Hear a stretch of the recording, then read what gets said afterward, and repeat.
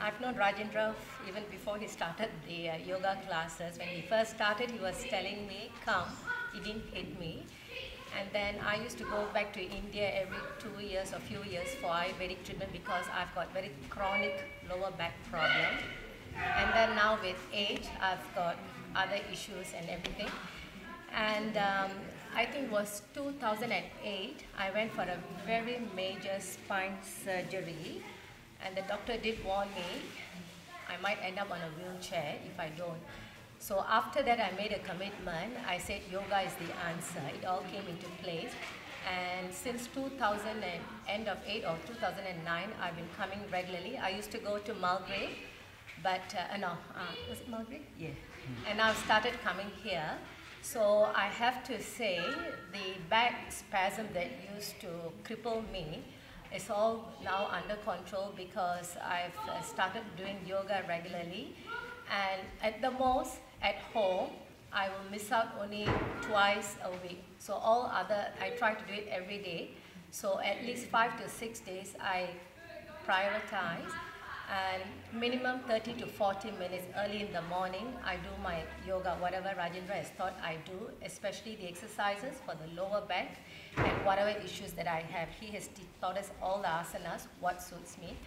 And that will set me for the rest of the day in terms of flexibility and fitness. Otherwise, as the cold weather starts, I think people in my age group, you'll find the stiffness and all that. Once I do that 30 minutes routine, whatever he has taught, I feel very flexible and loose and ready for the whole day.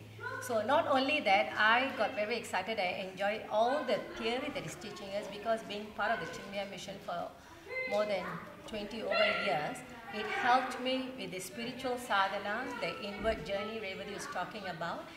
And if you do so I have a routine. I try to get up before sunrise, shower, yoga, and then once I start doing meditation, for once I can sit still longer without twitching, and I can zoom into that quietude of the mind much easier and stay longer in meditation.